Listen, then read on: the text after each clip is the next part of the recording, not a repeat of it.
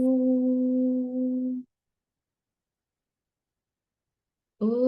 श्री गणेशाय नमः। ॐ श्री सरस्वत्यै नमः। ॐ श्री गुरुभ्यो नमः।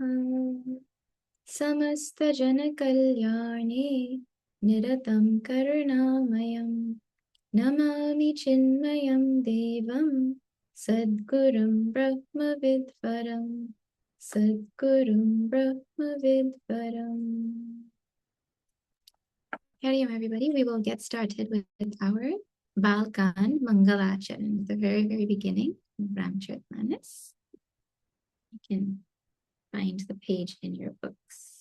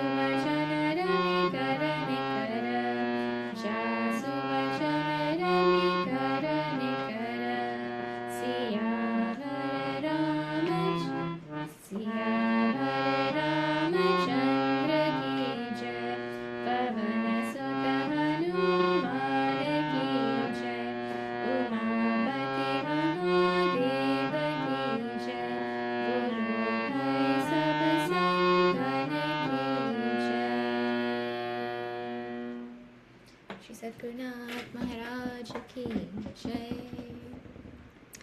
Okay, so we are seeing the very exciting section in Kishkinda Kanda where the Vanaras have just headed out to start looking for Sitaji. And we saw how Sugriva, having told Bhagavan Ram, it is totally your fault that I didn't come sooner, because it is all your Maya and it is all the wonderful things in the world that you have distracted us with, that I lost track of you and I got engaged with. So your fault, and anybody who has your grace, they don't get trapped by Maya. Where was your grace? Why did your Maya work on me? So only certain people can talk to Bhagavan like that. If you want to talk to Bhagavan like that, you just have to think of him as your friend, and you are welcome to. You are 100% welcome to have that relationship with Bhagavan. That is the freedom that we have in Sanatana Dharma. You DIY your relationship with Bhagavan. And so Sugriva now sends out all the Vanaras in different directions. Trillions of them are there. Shivji said, if anybody tries to describe how many were there, that would be totally foolish. He told Parvati Ma, don't even bother counting, you cannot count. They were innumerable, literally innumerable. And so the majority of them went north, east, and west, and a small group was sent to the south. Sugriva gave special instructions to the group going to south, and finally Bhagavan Rama called Hanumanji and said, come. And he gave him the ring, the famous ring that we all know about, and he said, when you meet Sita, tell her about my strength, and tell her about my sorrow of my separation from her. Meaning, I know you're going to find her. I know she's waiting. All of those things are behind. And we are reminded again by Shivji that Bhagavan he knows where she is, but he's playing the role of a human being, so he's following Rajniti. He has to go and send a messenger to locate her first. Then only he can go. And so that is about where we ended, I believe. So we'll pick up from right there. We finished Doha number.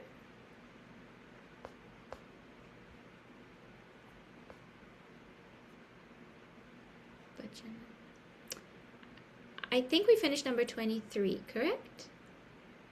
We finished number 23. Okay, so we're going to pick up from after 23. What happened right here at the end of this is Tulsidashi describes, or Shivji describes, how the monkeys, the Vanaras, have gone now, and they dropped their attachment to their body and went to look for Sitaji. Meaning they dropped all Dehatma Buddhi, and all they were thinking about was their Ramakaj. So now, before we start, maybe we should just go over the symbolism. I had said that we'll talk about the symbolism, right? How many monkeys were there? Trillions. In Shivji's words, innumerable. You cannot count. Where were they sent? North, east, west, south. Where was Sitaji? The suspicion was that she was in the south. The smallest number of Vanaras went south. Everybody else went in all the other directions, right? What does this all symbolize? First thing is, there are multiple perspectives from which you can look, right? One is that all of these Vanaras, they represent our countless spiritual practices. There are endless spiritual practices that a person can engage in. Japa, puja, tapas, vrata, on and on and on. Tirtha. Every spiritual practice will have its own result. So each of the Vanaras represents a different spiritual practice. As many people as there are, that many spiritual practices there will be. So all of them here are focused on serving Bhagavan Ram. Every single one of them, their purpose is serve Bhagavan Ram. And it is the symbolism behind that is whatever spiritual practices we do, any spiritual practice that we do, the aim should be in the final analysis to express our love for Bhagavan. That is the purpose of all the sadhana that we do, right? To be able to express our love for Bhagavan. The second point of view is from the point of view of meditation. The monkeys, the vanaras, they represent the vrittis of our mind, the thoughts of our mind. How many thoughts do we have in a day? Let me rephrase that. How many thoughts do we have in an hour? Let me rephrase that too. How many thoughts do we have in a minute? Now you add up all the thoughts we have in a minute, in a day, in an hour, in a day, in a week, in a lifetime. How many thoughts we have? Endless. You cannot even start to count how many thoughts we have, represented by the countless vanaras that were there. And our mind is described as chanchalam. Right? Monkeys are described as chanchalam. So our mind is chanchala, like fickle-minded, roaming all about. Our mind is exactly like all the vanaras that were scattered everywhere. Before they were called, remember, they were all over the place. Then Hanumanji sent instruction. Everybody report here in 2 weeks. So now they were brought together. Under whose command? Sugriva's command. Sugriva symbolizes our buddhi, our intellect. And the buddhi, Sugriva, is under the control of who? Under whose command he sent for them? Under Bhagavan's command. So all of our thoughts should be controlled by the buddhi, and the buddhi must be devoted to Bhagavan. Then automatically all of our thoughts become devoted to Bhagavan. So now, all of these vanaras met Bhagavan Ram. Bhagavan Ram symbolizes Jnana Swarupa. But the goal is not accomplished. The seeker's journey is only complete when they meet Sitaji. Sitaji symbolizes Shanti. Sitaji also symbolizes Bhakti. The journey is only completed when they meet Shanti or when they meet Bhakti. And this journey is done with, how Tulsidas ji said, Bisara Tanakara Choha, forgetting, dropping their attachment to their body, forgetting our own identification with our body and what it wants and pampering it and all of that, and prioritizing the goal that we are seeking. Now, why were they sent all over? I mean, one practical reason is, well, she may have been hidden somewhere else other than the south. But then, if that was your suspicion, then why didn't you send just a few to those places and send the most to the south? Something doesn't add up. Well, symbolically, this is exactly what happens to us.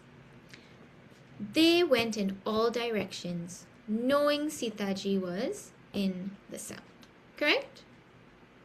They sent vanaras in all directions, knowing Sitaji was in the south. Now we are told by our Guru, where is happiness? Where does the Guru tell us happiness is? Inside. How many thoughts we have? Countless. Of all the thoughts that we have, how many thoughts of the day go looking for happiness outside? And how many thoughts go looking for happiness inside? We know where it is. But what proportion of our thoughts go out? And what proportion of our thoughts are directed inward? It's a very small, select few number of thoughts that end up going inward in the right direction. And it requires choiceful thoughts to turn them in that direction. Isn't that so cool? This is an outward depiction of what is going on in our mind. So when you say, oh God, you silly vanaras, come on, why are you going all over the place? Just go south. You know she's south, no? That's exactly us. So now this small set of thoughts is directed inward. But it is not all the thoughts that are going to find Sita. Who is going to find Sita? One specific thought. Hanumanji. We'll see more of that as the story evolves. But this is the symbolism of all of the Vanaras. I always wondered, I don't know about you guys, but I always wondered as a kid, like, why is it that the monkeys went all over when they knew where she was? And, well, Vedanta had to give me that answer. So, I don't know if you guys ever had that question? Once upon a time in your life? Okay. Well, now let us chant. Now the Vanaras are going to look for Sitaji.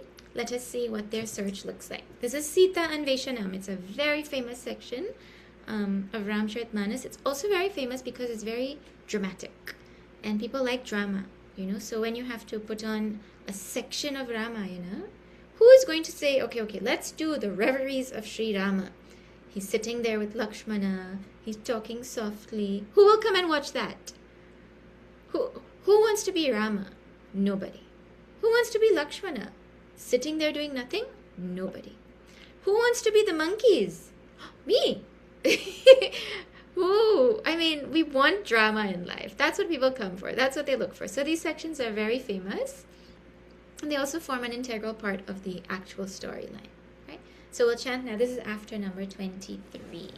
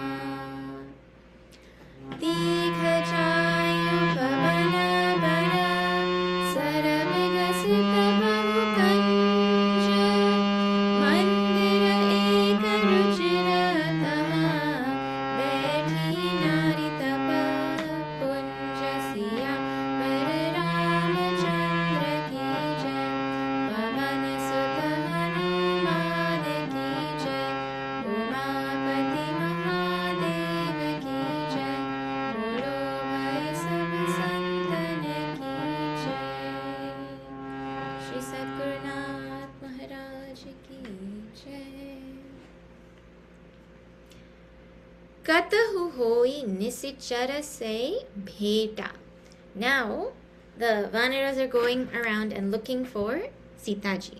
Where were they looking? In the previous doha, Tulsidashi describes that they were looking in woods and streams and lakes and hills and ravines and everywhere they were looking. With their minds on Rama, looking everywhere.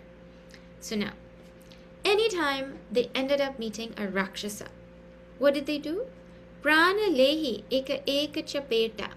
They would give a single slap or a single punch and take his life immediately. They would kill all the Vanaras, the Rakshasas that they would see with a single punch. Means they were so excited, they were so inspired, they would find a Rakshasa and be like, oh my god, look, Ravana. And then they'd beat him up. And then he'd die in one punch and they'd be like, oh wait, that's not Ravana. He wouldn't have died so easily. So this is how it's described like that, right? So they were going around and trying to kill all of these Rakshasas. Then, Bahu Prakara Girikanana Herahi. In many ways, they searched mountains and they searched forests. Then, Ko Muni Milai Tahi Saba Gherahi. Anytime they would meet a Muni, they would all surround that Muni. Can you just visualize a whole set of Vanaras going and surrounding a Muni like what's it called? The word is not coming to my mouth. Surrounding. No, there's a cooler word. I mean, a nicer word. It's not coming to my mind. But they go and they bombarded. They go and bombard the Muni, right? Well, you know where Sitaji is? You know where Sitaji is? We're looking for Sitaji. You know where Sitaji is? Like that. They would have gone to every Muni, right? Now you see, what did they do with the Rakshasas? They gave them a blow. What did they do with the Munis? They went and they surrounded them and they had darshan. Even the Kapis knew the difference between a Rakshasa and a Muni. Do we know? How many people do we mistake as Rakshasas, but they're actually Munis? How many people do we mistake as Munis, good people, but they're totally Rakshasas? So us and the Kapis, who was smarter? I mean, they got it right each time. So they are looking, and exerting a tremendous amount of energy with excitement. Then what happened? Lagi Trisha. They became thirsty. Atisaya akulani. And they became totally distressed. You know when you get thirsty, you can manage it, and then suddenly you get very thirsty and all you can think about is, I was fine 2 minutes ago, but right now if I don't get water, I feel like I'm going to be dehydrated for the rest of my life. Like it goes from I'm thirsty to I'm dying of thirst, right? And so now they want water, but milai na jala ghana gahana bhulani. But they could not get water. They could not find. And in the thick forest, they also were lost. So see, they had lost, they had no attachment to their body and they were doing their work. But eventually, Prakriti will kick in. And what is Prakriti's nature? I mean, the body has hunger and thirst. Eventually catches up to you. Right? So that's all that happened. But now, what is going on with these Vanaras is the same thing that happens on our spiritual journey. You know, when we start off with great enthusiasm, right? I'm going to wake up at 4 a.m. and I'm going to do japa and meditation, and I'm going to do swadhyaya, I'm going to do puja, I'm going to do everything before 6 o'clock. And then at 6 o'clock, I'm going to have time to do my work and full plan. How many days does it work for most people? If you're lucky, 2 days. Correct or wrong? It's not only, I mean, like that. You know, even we run any program that we run, any class, regular class that we run. The sign-ups will be like 100. The number of people that will show up to class 1, maybe 70 or 80. The number of people that will show up to class 2, maybe 50. And by the time you get to, say it's 16 classes, the time you get to 16 classes, if you have 16 people, you're lucky, right? So, so that's how it goes. I mean, we all start off with great enthusiasm, but then we don't have the capacity to sustain those thoughts. There's an we expend energy, and then we don't realize we can't sustain it. Huh? So that's what all these were doing. Mana Hanumana kinha anumana. Look at those. See, you have to know. You see, if I translate it, you won't get it. Hanumanji thought in his mind. Right? Now see the avadi. Mana Hanumana kinha anumana. See the rhyme that comes in there? Right? So now Hanumanji thought, inferred in his mind. What was he thinking? That marana chahata saba. Like they want to die or what? Binu jala pana, without drinking water, they're going to die. They're going to die without water. They're going to die of thirst. The way it's presented, it's like Hanumanji was not affected like the others were. He's not going around running, killing Rakshasas like them. He's Hanumanji, right? How come? Well, he had something they didn't have. He had Ramanama on his tongue. It's described that he put that ring that Bhagavan Ram gave him in his mouth because he didn't know where else to keep it, right? So he wouldn't lose it. But that's symbolic because it means he made Rama the ornament of his speech. So he had Rama Nama. He wasn't wasting his energy killing Rakshasas who definitely couldn't be Ravana. And he was also very clear about the purpose. The purpose was not kill Rakshasas. The purpose was find Sita. Is it possible for them to kill all the Rakshasas on their path? Not possible. They'll never find her. This is an important thing for us to remember. How many negative qualities do we have? Endless. So now if we spend all of our time trying to remove all of our negative qualities, we will never actually get to the goal of Shanti. In the spiritual journey, it's not about removing our negativities 100%. It's about quelling them to a point where they don't disturb us as we continue on our journey. Last week we saw, Sugriva said, only somebody who will have no kama, no krodha, no lobha. Only somebody who's equal to Bhagavan.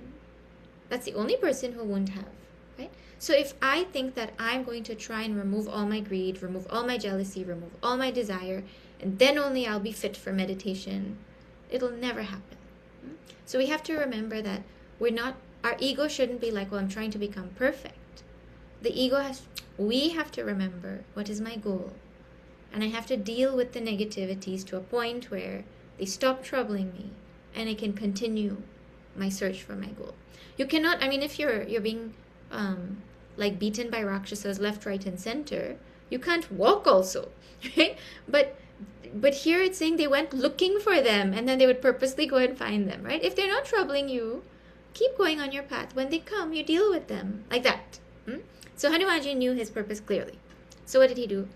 Chadhi giri sikhara chahu disi dekha. He climbed a mountain now. And he looked in all the four directions. He looked all around. And then, bhumi bibara eka kautuka pheka. And on the ground, he saw a very interesting, strange phenomenon. What did he see? We'll see in a moment. But what did Hanumanji do? He took a higher vantage point. He went for a higher perspective, right? In our spiritual journey also, sometimes when it feels like there's no way out, our thoughts feel stuck, right? Then what do? The solution is to become udasina. The word in Gita is given udasina, to sit aloof, to sit above, right? Meaning when you're higher up, you have a bigger perspective and you get you find it is more possible for you to find a solution. So Hanumanji takes a higher vantage point to figure out some plan now. Chakrabaka baka hamsa urahi. He saw flying the Chakravaka bird, the crane, the hamsa, that is like the swan, and bahutaka khaga prabhisahi tehi mahi. He saw so many birds entering that cave, that weird cave that he saw in the middle of nowhere. He saw birds entering that cave. So now Hanumanji, remember, see the line previously? Mana Hanumana kinha anumana. He inferred. Here, he inferred, how come the birds are going in that cave?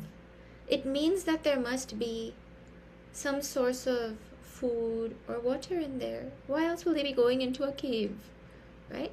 And so, actually in another Ramayana it's written that they came out with their wings wet. And he saw wet wings and he said, oh, there must be water.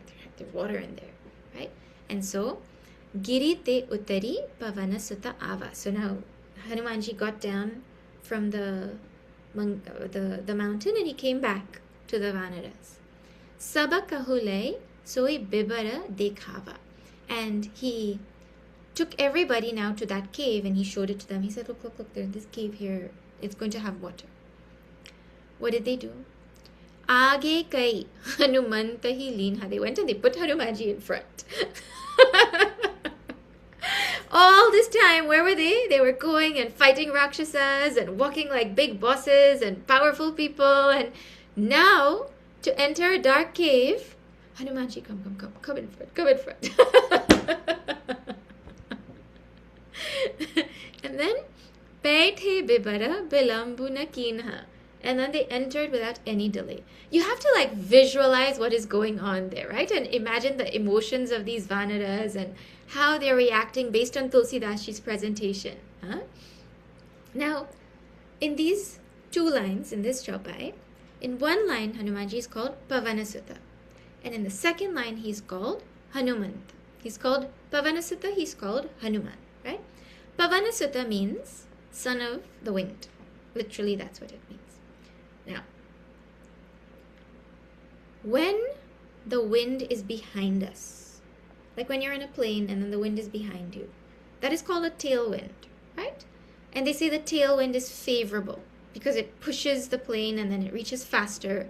I mean, I don't know if I think that's how I understand it. I don't know if there's other technical ways to explain it and all. But like the tailwind propels whatever's in front of it forward, right?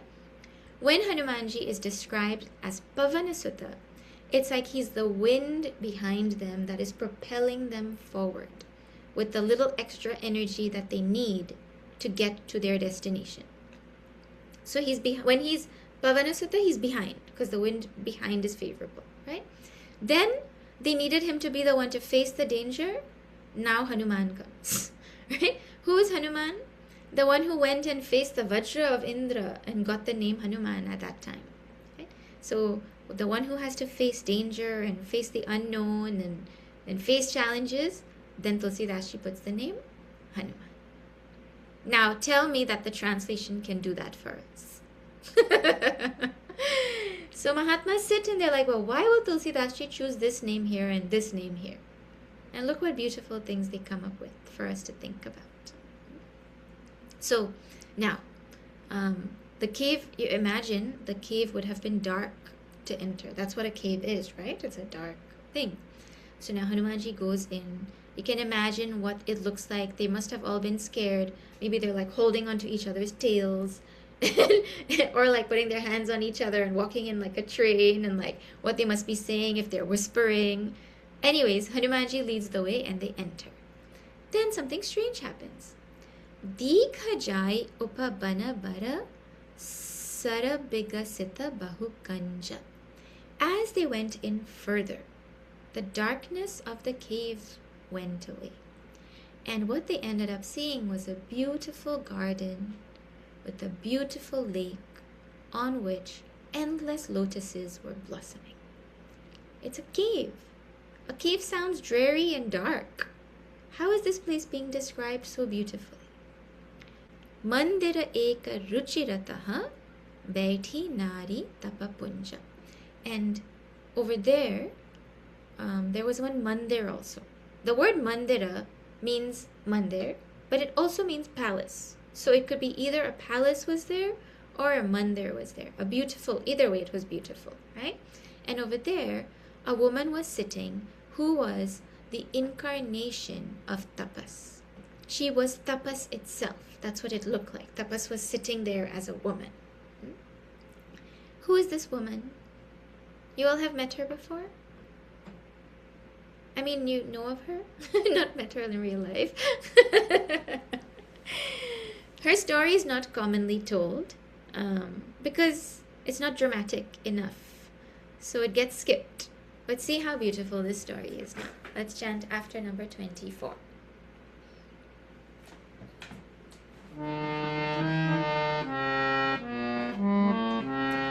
Durite tahi sabhani sirunava puche nija vrittanta sunava tehi tava kaha karahu jalapana khahu surasa sundara phalanana majjanu kinha madhura phalakhay tasuni katapuni saba chali ay tehi saba apani katha sunay main ab jab jahan raghurai mood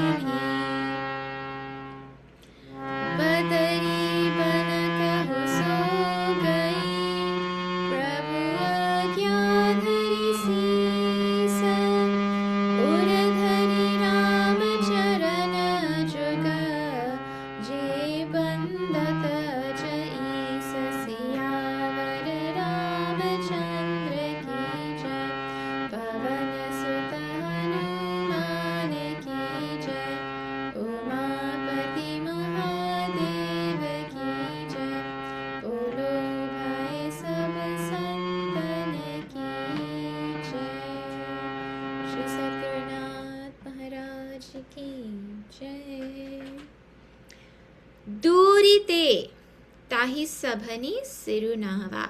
From far now, they saw this lady, this embodiment of tapas, and from far they did pranam. They bowed their head and did pranam. I mean, either you can see like she would have been so resplendent that they had no other choice but to do pranam the moment they saw her. Puche nija vrittanta sunava. She asked them about themselves. Hey, who are you? Where you come from? And they told all about themselves. We've come to find Sitaji. She was kidnapped by Ravana. We don't know where she is. Whatever, they would have told their story, right? Tehi taba kaha karahu jala pana. Then she said to them, okay, go and drink some water. Kahu surasa sundara phalanana. And go and eat these juicy, beautiful fruits that are here, all these different kinds of fruits. She says, see, Tositashi puts both words. Surasa sundara phala. Juicy and beautiful fruits. When you live in North America, you know how essential it is to specify juicy and beautiful. Because the first time you walk into a grocery store in North America, after coming from any other part of the world, everything looks beautiful. Correct? Perfectly sized, perfectly colored, beautiful. And then the closer you go, what guava does not have a smell? I mean, how can a guava not have a smell? These were surasa and sundara. Right? So she told them, go and eat. See, they're monkeys. They're vanaras, right? They were thirsty. They were dying of thirst. But it's not like they barged in, saw the water, ran to the water and had it. It's only after she gave permission that they went and had. See the level of clarity they had about what is right and what is wrong and what is appropriate, like that. So majjanu kinha. Now they took a dip in the water, they took a bath. Then madhura phala khai. And they ate all of those sweet fruits. Now it doesn't say they drank any water. Either they drank water while they were taking a bath, or the fruits were so juicy they didn't need water. But it's not specified, but they got their water somehow. They got quenched their thirst. Tasu nikata puni sabad chali ai. Now, having drank water and eaten and taken a bath and all of that, they went and approached her. They went near her now. Then, tehi saba apani katha sunai. Now she told them her whole story. See, they may have asked, hey, we've told you about us. What about you? What are you doing here? What is this cave? What kind of... I've never seen a cave like this before. Dark outside, magical inside. What's going on? And she said, so she told her whole story. And she says, Main aba jaba jahan raghurai. Now I'm going to where Bhagavan Ram is. What? You were sitting in this cave this whole time and now we have come and you're going? Who are you? What are you here for? What's going on? So her backstory is something very interesting. This Swayamprabha lived in this cave that they ended up finding, right? And she is the only female ascetic in Ramayana. She was an ascetic from birth itself. And her name was Swayamprabha. Swayamprabha means self-luminous. So what was she doing in this cave and where did this cave come from? This cave was built by Mayadanava. Mayadanava was the father of Mandodari, Ravana's wife Mandodari. So this Mayadanava had this cave built. He was the son of Vishwakarma, the architect of the Devatas, the Mayadanava. And so he built this cave with magical powers because he was a Danava, so he could do magic, right? And so it had a very dark entrance. But when you pass the entrance of a regular looking cave, inside it's this magical world that the monkeys came and saw. And he fashioned this cave with his power for his wife whose name was Hema, and his 3 children. He had 3 children, Dundubi, Mayavi, and Mandodari. Dundubi and Mayavi were killed by Bali. We saw that earlier. And Mandodari got married and went to Lanka with Ravana.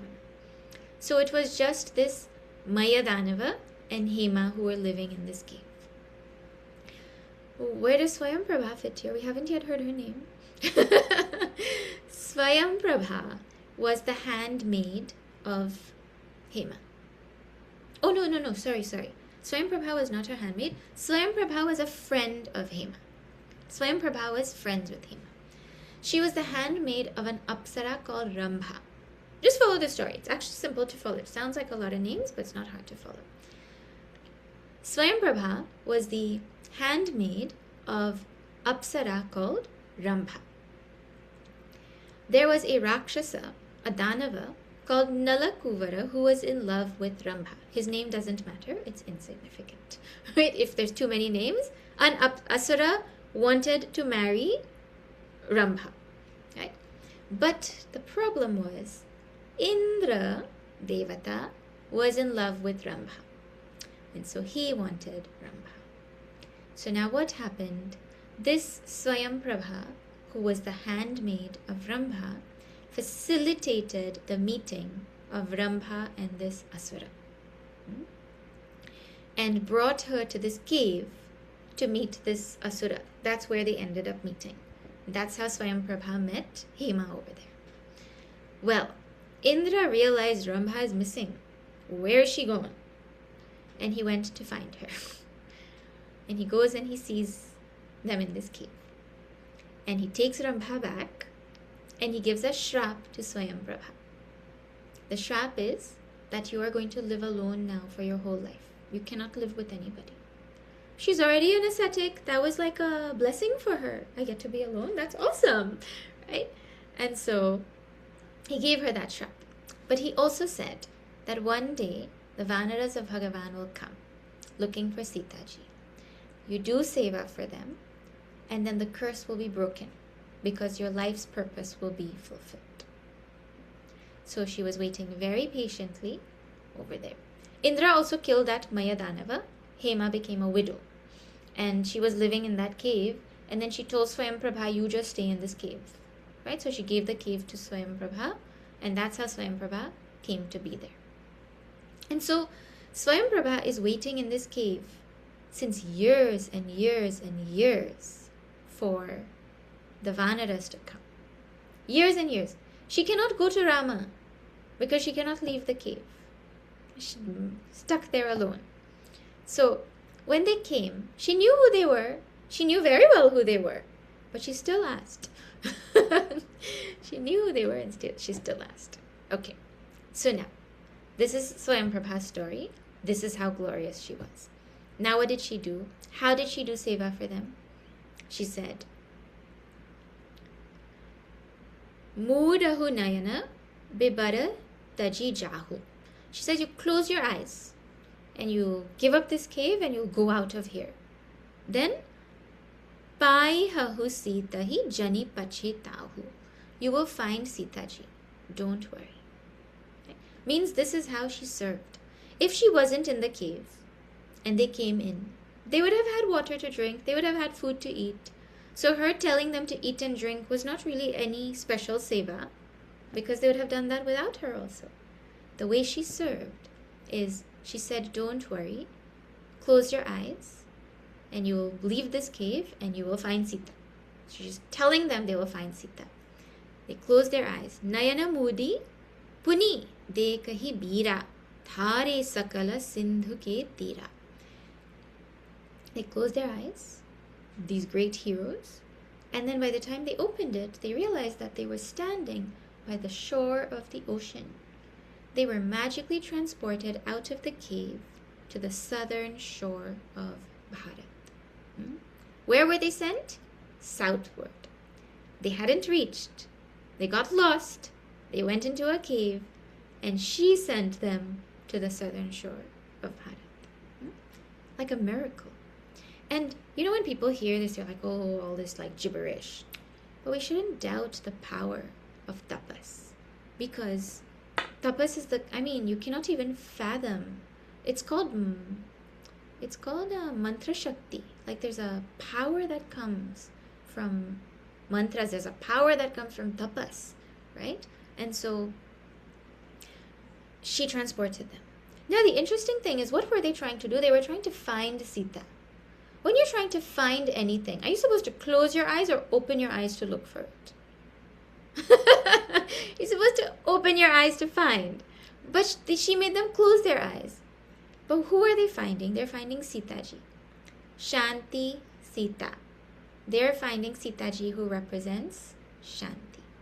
When we are looking for peace, do we open our eyes or do we close our eyes? People spend thousands of dollars and thousands of hours to go and see Bhagavan at a Tirtha Sthana. And then they reach in front of Bhagavan after waiting in line for hours. And then what do? Eyes close automatically, correct? You have to remind yourself, hey, I'm only seeing Bhagavan for 2 seconds. Keep your eyes open. Naturally, what is the instinct? Eyes closed. It is with closed eyes that we find peace. So symbolically, that is also communicated in this section. Okay. Now, the other thing is, in the spiritual path, what happens is sometimes we are propelled. Propelled means we're pushed in a certain direction, pushed forward exponentially by some unexplained Devi Shakti, some unexplained divine forces. I was here in my spiritual journey, right? This is where I was.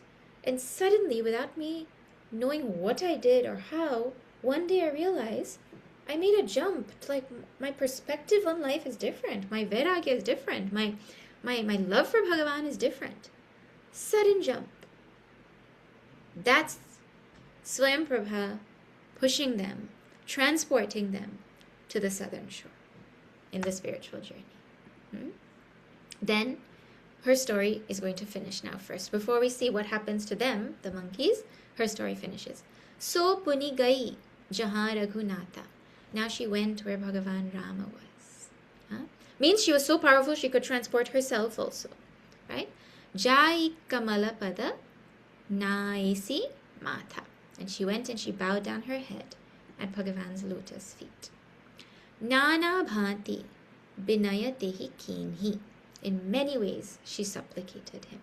And anapayani bhagati prabhudinhi. And he gave her unwavering devotion for him. I made a mistake. I said that she was trapped in the cave. She wasn't trapped in the cave. She had a curse that she would live alone. But she just chose to live in that cave. And then Indra had said, when the Vanaras come, you'll give them, you'll do seva for them, and then you will be free, right? So now she came to Bhagavan Ram right after that curse was broken. Now, Bhagavan Ram says, Badari bana kahu so gai. He gave her Prabhu agya dhari sisa. Bhagavan Rama had told her, go to this Badari forest. And so she went there, taking Bhagavan's instruction, holding it on her head, means taking it up, following it. She went to this Badari forest. Then, Uradhari Ramacharana Juga Je Bandata Ajasisa. And she held Bhagavan Ram's both feet in her heart, with those feet which are revered, saluted too by Brahmaji himself and Shivji himself. So what did she do? She meditated on Bhagavan. She became one with him. Now, really speaking, Swayam Prabha could have given up and left the cave. If someone tells you to wait in a gas station and somebody is going to come and meet you, right? Someone is they're going to meet you and then you're going to go together. And you wait. And 15 minutes pass and they haven't come. What do? Text. No, text is too long. Call. Where are you? What time are you reaching? 5 minutes? Okay, send me your pin so I can track exactly the moment that you're going to arrive here. 15 minutes. is too much for us to wait. She waited years, not knowing when they will come. See, Bharatji and everybody in Ayodhya knew there was a timeline of 14 years. Here, no timeline. But she waited, and as a result of that, she got the blessing of being part of the search for Sitaji, right? Like this, Bhagavan Rama also got update midway.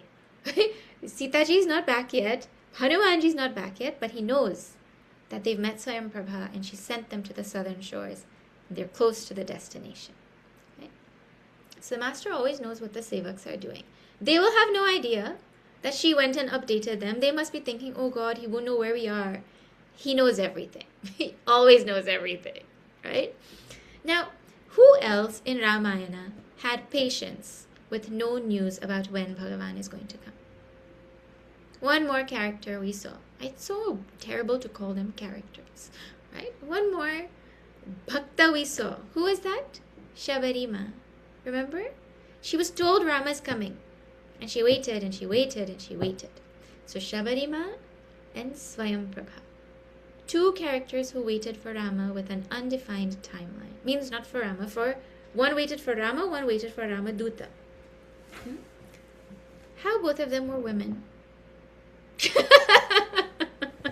You know, that speaks volumes about the patience of women. I'm just putting it out there. Okay, now back to the real quest. She sent these Vanaras to the southern shore of Bharat. Why didn't she send them to Lanka right away? You ever wondered that? If they were transported and she had that much power, what, her power ended at the boundaries of the country?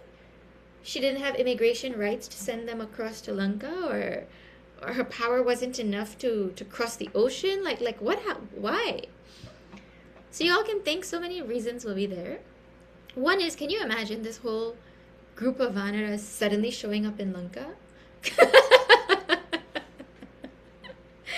What's going on? The Rakshasas would have eaten them alive, right? Then, the other thing is, the bigger principle is, everybody has their own Ramakaj to do. Who had to find Sitaji? Hanumanji. What did the Vanaras have to do? They had to wait for Hanumanji. Who had to bring Sitaji back? If Hanumanji can carry Lord Rama and Lakshmana on his back and fly up the mountain, he can't carry Sitaji and bring her? I mean, of course he can.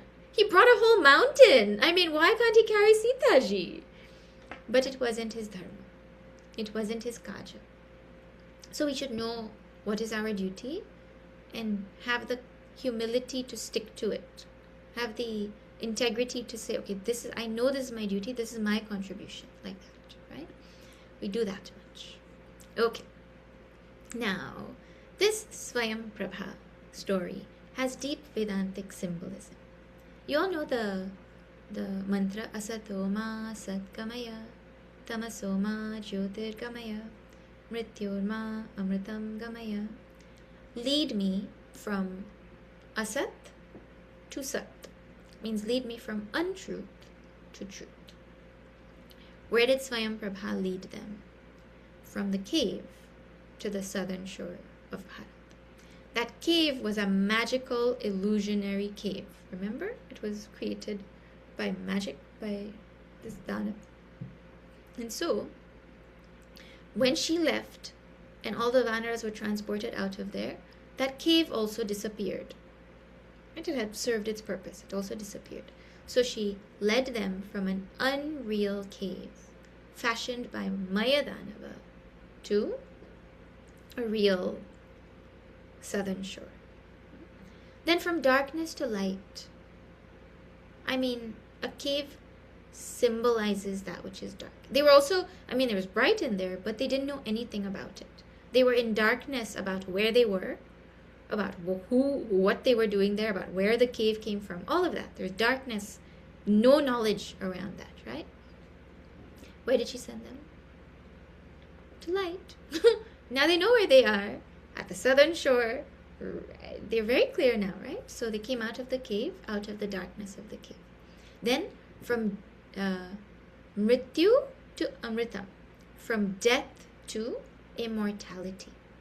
They were about to die from hunger and thirst. And where did she transport them? To get eventual darshan of Sitaji, which is immortality. They become kritakritya. Right? Hanumanji will tell her just now, kritakritya bhayomay. Right? Only somebody like Swayam Prabha could do that. Why did Tulsidasji not put her name in? He didn't. When he doesn't like somebody, he doesn't put their name in, so their name doesn't spoil his Ramayan. But why did he not put Swayam Prabha's name? Actually, it's really cool. Swayam Prabha means self-luminous or self-revealing. So it's almost like I didn't need to put her name. Her name is self-evident itself. Right? We're talking about her. She's so self-evident that her name also didn't need to be called. You don't need a light to reveal the sun. The sun reveals itself. She's Swayam Prabha. Now, who is it that leads us from darkness to ignorance? That one being in this universe who leads us from darkness to light. Guru. Swayam Prabha here represents the Guru who gives guidance to the disciple on the spiritual journey to get mukti, to get shanti. She represents the Guru who, in his presence, your spiritual journey just takes off. You don't even know how you get to where you get. Inexplicable things happen in the Guru's presence. The Guru is waiting for you to come. That's the other side. As soon as you're ready, thirsty for this knowledge, the Guru is waiting, just waiting to give you that knowledge. He knows you're coming. He's waiting for you, like that. And so this Swayam Prabha story is a really wonderful one. And there's so much for us to learn, to think about it from a Vedantic point of view also. The other really cool thing about this is people have a misunderstanding that in Sanatana Dharma, women are not important or they're lesser. All kinds. Nowadays things have changed. Gurudev's presence has changed so many things in the last 75 years, right? But prior to that, this thought of, till recently, a few years ago, someone mentioned to me that they can't believe that a woman is sitting on the Singhasan. Right? It's unfathomable to have a woman sitting on a Singhasan in some places, right? Because there's this stereotype, there's not stereotype, there's this, because of the decadence of the way things devolved in Hinduism, because of internal and external factors, people have this impression that women don't have a place, an important place in Sanatana Dharma. But the character, the enlightened soul in Ramayana of this caliber, who is playing the role of Guru, is a woman. How can women not have a great place in Sanatana Dharma when you see things like this? So she's an enlightened being who is waiting there to help other people do Bhagavan's work, right? Anybody says anything about that, you please tell them, have you met Swayam Prabha? Hello. Come and meet her. Then you'll know what Sanatana Dharma thinks of women. She's one of countless Rishinis and enlightened Devis. Don't say anything like that. Okay. Now what happens? Oh, if we start this next section, we won't finish because I had to end at 8:15 today. That's okay. The whole section goes together. Now, what is happening? Everyone knows the story. The monkeys are there at the southern shore, and they're thinking, well, 1 month has finished. And what was Sugriva's condition? You come back within a month, or if you cross 1 month, come back with news about Sita, otherwise you're dead. So now they're like, well, 1 month has passed. And we have no news about Sita. And we cannot retrace our steps because, I mean, we got here magically. So there's no pebbles to trace back to go back home also. Now, what are they going to do? That is the dilemma that happens. So now they're going to figure out, oh my God, we're dead, lamenting, all of that will happen. And Jambavanji will step in as guru. Then Sampati is going to be like, oh my God, I have a feast from Bhagavan today. And so a lot of exciting things still have to happen before this chapter ends. And where's Hanumanji in all this? I mean, he's supposed to find Sitaji, right? Next week, everyone's going to be like, oh my God, we're not finding her. What's happening? And he's not saying anything. So let's see how that pans out. Is everyone here good to have class next week, even though it's Navratri? Will anyone be? Yeah? Okay.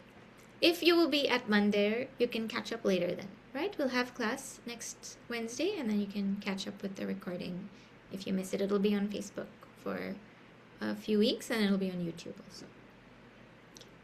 All right, so I'll do closing prayer, and then I will open for if anyone wants to share anything or ask anything. Om Purnamada Purnamidam Purnat Purnamudachyate Purnasya Purnamadaya Purnamevavashishyate. Om Shanti Shanti Shanti. Hari Om Shri Gurubhyo Namaha. Hari Om. Shri Sadgurunath Maharaj Ki Jai.